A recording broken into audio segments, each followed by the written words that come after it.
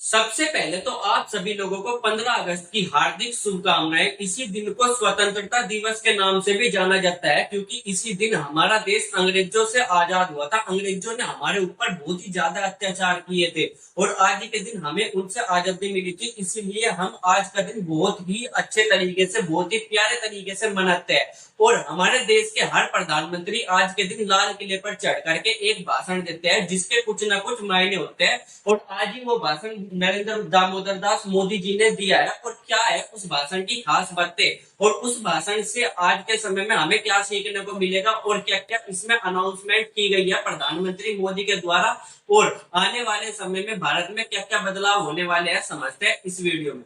आने वाले समय तक मोदी जी का ये भाषण हमेशा के लिए याद रखा जाएगा। अगर मोदी जी ने जो जो इस भाषण में बोलना है वो पूरा कर देते हैं तो आने वाले समय में भारत एक सुपर पावर बन के उभरेगा। अब क्या क्या है इस भाषण की खास बात, उसके बारे में समझते हैं। सबसे पहली बात तो मोदी जी ने मेक इन इंडिया की जगह मेक फॉर वर्ल्ड का अनाउंसमेंट किया है। आप लोगों को पता होगा कि ज्यादातर चीजें हम पहले किसी दूसरे देशों से मंगाते थे, जैसे चाइना से मंगा लिया, यूएस अमेरिका से मंगा लिया, ब्राजील से मंगा लिया, सऊदी अरब से ज्यादातर चीजें मंगा ली। तो मोदी जी ने एक चीज लेकर आए थे, वो था मेक इन इंडिया। इसका मतलब था कि जितनी चीजें हम दूसरे देशों से मंगा रहे वही चीज हम अपने देश में बनाएंगे ताकि हमारे देश से लोगों को रोजगार मिल सके। और ये बहुत ही ज्यादा सफल भी हुआ। आधी से ज्यादा चीजें ऐसी है जो पहले दूसरे देशों से मंगाई जाती थी, अब वो चीजें भारत में बन रही है। जैसे एलईडी बल्ब पहले दूसरे दूसरे देशों से मंगाया जाता था, 500 रुपए की कीमत होती थी एक एलईडी बल्ब की, अभी वो बल्ब 30-30 रुपए में मिलता है। तो अगर चीजें अपने देश के अंदर बनती है तो कितनी ज्यादा सस्ती हो जाती है, यहाँ पर ये बात आप समझ सकते हो। इसी तरीके से स्मार्टफोन पहले ज्यादातर चाइना से मंगाए जाते थे, इस समय ज्यादातर क्या लगभग 99% जितने भारत में फोन बनते हैं सारे के सारे भारत में ही इस्तेमाल होते हैं, या भारत में इस्तेमाल होने वाले फोन सारे के सारे इस समय भारत में ही बनते हैं। पर अभी के समय में जितनी चीज भारत में इस्तेमाल की थी अभी तक हम वही बना रहे थे। अब मोदी जी ने एक नया स्टेप लिया और कहा है कि नहीं, अब केवल हम चीजों को भारत के लिए नहीं बनाएंगे, अब हम वर्ल्ड में भी क्या करेंगे, इसको एक्सपोर्ट करेंगे। इससे बहुत सारे फायदे हो गए क्योंकि नई नई जॉब मिलेगी, नई नई रोजगार अवसर पैदा हो गए इससे। और भारत में दूसरे दूसरे देशों से पैसा आएगा, और जब दूसरे देशों से पैसा आता है तो भारत क्या होगा, अमीर होगा। भारत के रहने वाले लोग अमीर होंगे और भारत की जिंदगी क्या होगी, बहुत ही ज्यादा अच्छी होगी। इसमें सबसे पहली बात तो यही की है, अगर ये चीज पूरी हो जाती है तो ये भारत के लिए बहुत ही ज्यादा अच्छी होगी। इसके बाद मोदी जी ने कहा है कि हम क्या बनाएंगे, सेमीकंडक्टर चिप्स बनाएंगे।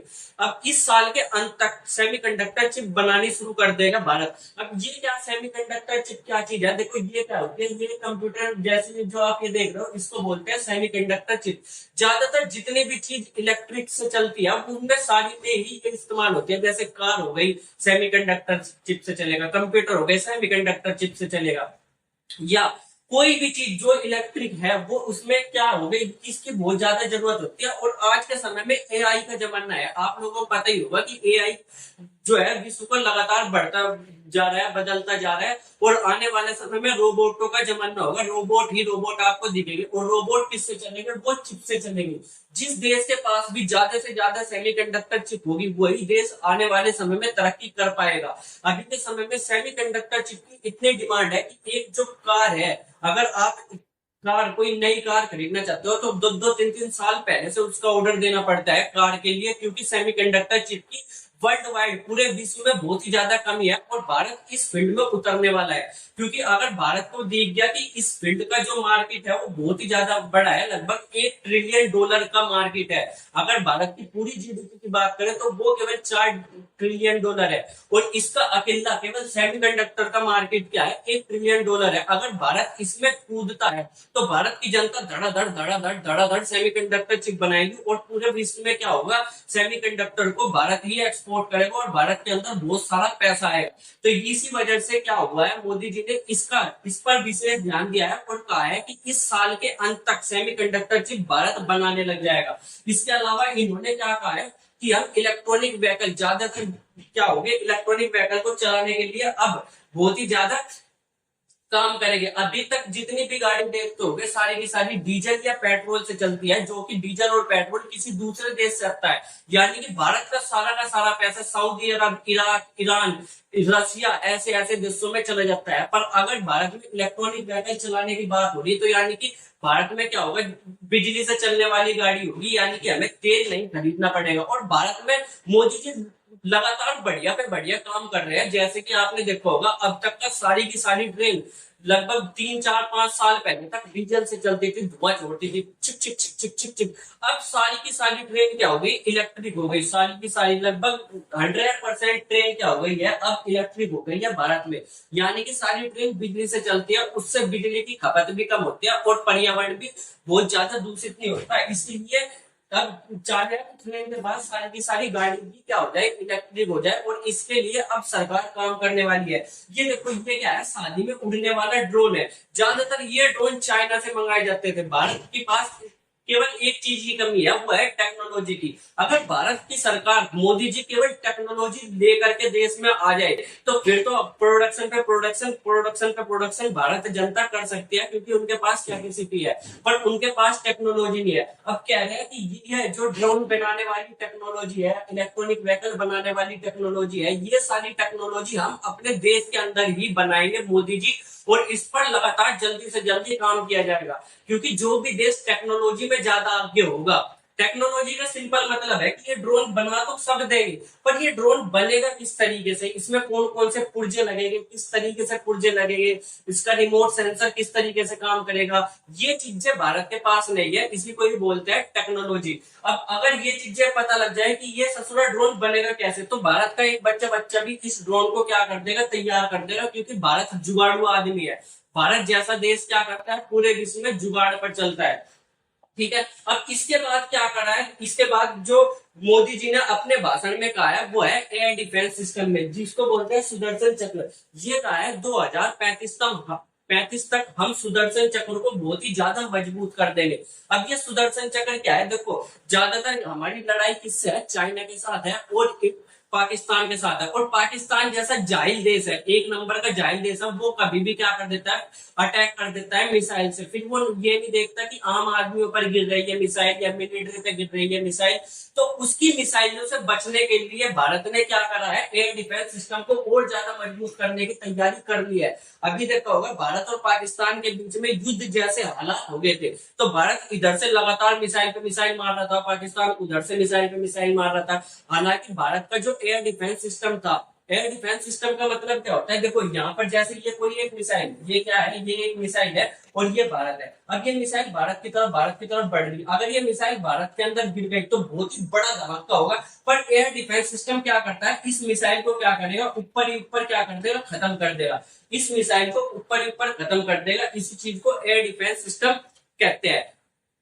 ठीक है। अब पाकिस्तान क्या है, बहुत सारे मिसाइल है उसके पास भी। अगर भारत का एयर डिफेंस सिस्टम, अभी जो भारत और पाकिस्तान में युद्ध हुआ था, ज्यादा खतरनाक ना होता, तो इस समय पाकिस्तान ने इतनी मिसाइलें मारी थी भारत पर, भारत के धज्जियां उड़ जाती। पर एक भी मिसाइल पाकिस्तान की भारत के अंदर नहीं गिर पाई, क्योंकि भारत का एयर डिफेंस सिस्टम बहुत ही ज्यादा मजबूत था। अब मोदी जी ने कहा है कि 2035 तक इसको हम और ज्यादा मजबूत करेंगे। और ज्यादा मजबूत करने की जरूरत हमें क्यों है, क्योंकि पाकिस्तान एक जाहिल देश है, उसके साथ साथ वो एक परमाणु देश भी है, उसके पास एक परमाणु बम है। अगर वो परमाणु बम भारत पर मारता है, तो भारत के लिए बहुत ही बड़ा खतरा होगा। क्योंकि जाहिल देश तो है कि उसके लिए कुछ भी मायने नहीं रखता, वो सीधा क्या करेगा, अगर उसकी 2 4 मिसाइल फेल हो गई भारत पे गिरने पे, तो वो सीधा परमाणु हमला करेगा। और कहीं ना कहीं अगर इस समय हम पाकिस्तान के साथ युद्ध रोकने को तैयार हुए, तो उसका खतरा भी परमाणु बम ही था। क्योंकि पाकिस्तान एक जाहिल देश तो है, ये तो पता है, पर भारत का एयर डिफेंस सिस्टम बहुत ज्यादा ताकतवर है, पर अभी भी उतना ताकतवर शायद नहीं है कि वो परमाणु हमले को रोक सके। अब अगर पाकिस्तान परमाणु बम मारता है, तो हम इधर से भी, क्योंकि परमाणु बम हमारे पास भी है, और हम इतने मारेंगे कि उसके चीथड़े उड़ जाएंगे। वो एक दिन के अंदर अंदर परमाणु बम का हमला नहीं झेल पाएगा, और एक दिन के अंदर पाकिस्तान पूरा खत्म हो जाएगा। पर फिर भी हमें अपनी रक्षा भी तो करनी है, क्योंकि लड़ाई में अगर चोट मुझे लगेगी तो उसे भी लगेगी और मुझे भी लगेगी। तो मुझे कम से कम अपनी रक्षा करनी है, उसको चोट मारने के चक्कर में मैं खुद चोट नहीं खाऊंगा। ये है भारत की रणनीति। तो भारत ने कहा है कि 2035 तक हम सबसे पहले एयर डिफेंस सिस्टम को इतना मजबूत कर लेंगे कि पाकिस्तान चाह कर भी कुछ नहीं कर सकता। और फिर हम उस पर इतना हमला करेंगे, इतनी मिसाइल मारेंगे, इतनी मिसाइल मारेंगे, इतनी मिसाइल मारेंगे, उसकी रूह तक कांप उठेगी, और फिर हम पीओके लेंगे। ये अब भारत की रणनीति है। अब इसमें क्या है, एयर डिफेंस सिस्टम में बहुत सारे क्या लगाए हैं, बहुत सारे रडार जो है भारत अब खरीदने की कोशिश कर रहा है। जैसे कि पहले S-400 भी था, और जैसे ग्रेव स्टोन हो गया, बिग बर्ड हो गया, ऐसे ऐसे एयर डिफेंस जो इक्विपमेंट्स है ये खरीदेगा। अब ये क्यों खरीदेगा? देखो, भारत पाकिस्तान के पास ड्रोन है, बहुत सारे ड्रोन है जो उसको तुर्की देता है। अब ये जो मिसाइल सिस्टम है, ये छोटे छोटे ड्रोन को नहीं पकड़ पाई, और कई जगह भारत में भी ड्रोनों से, जब पाकिस्तान में ड्रोनों से हमला करा तो वो भारत के अंदर घुस करके उन्होंने ब्लास्ट किया। ये बात सही है और ये बात सच है। तो अब भारत सोच रहा है कि ये छोटे छोटे ड्रोन भी भारत की सीमा के अंदर ना घुस पाए, इस तरीके का अब इस डिफेंस सिस्टम को हम मजबूत करेंगे। साथ ही साथ पाकिस्तान के पास भी बैलिस्टिक और सुपरसोनिक मिसाइल भी है जो कि बहुत तेज चलती है और बहुत ही ज्यादा बड़ा धमाका करती है। तो इनसे बचने के लिए भी, ताकि एक भी मिसाइल भारत के अंदर ना गिरे, तो इसीलिए भारत 2035 तक इसको बहुत ही ज्यादा ताकतवर बनाएगा। इसके अलावा जो मोदी जी ने भाषण दिया उसमें आईटी सेक्टर उस सेक्टर को कहते हैं जिसमें ज्यादातर काम कंप्यूटर पर किया जाता है। तो लोगों को क्या करा जाएगा, ट्रेनिंग दी जाएगी, आईटी सेक्टर में बहुत ज्यादा मजबूत करा जाएगा। फिलहाल के समय में भारत का आईटी सेक्टर इस समय सबसे मजबूत है। सबसे ज्यादा किफायतीमंद किसका है? भारत का आईटी सेक्टर है। अगर आप देखोगे गूगल के सीईओ कौन होते हैं? भारतीय होते हैं। माइक्रोसॉफ्ट के सीईओ कौन होते हैं? भारतीय होते हैं। जिसके भी सीईओ की बात आएगी वहां पर क्या नाम दिखेगा आपको? भारतीयों का दिखेगा। तो ये आईटी सेक्टर भारत का बहुत ज्यादा मजबूत है, पर इसको और ज्यादा मजबूत करने की अब जो है तैयारी कर चुके हैं, और मैन्युफैक्चरिंग हब बनाने का अब भारत का अगला टारगेट है।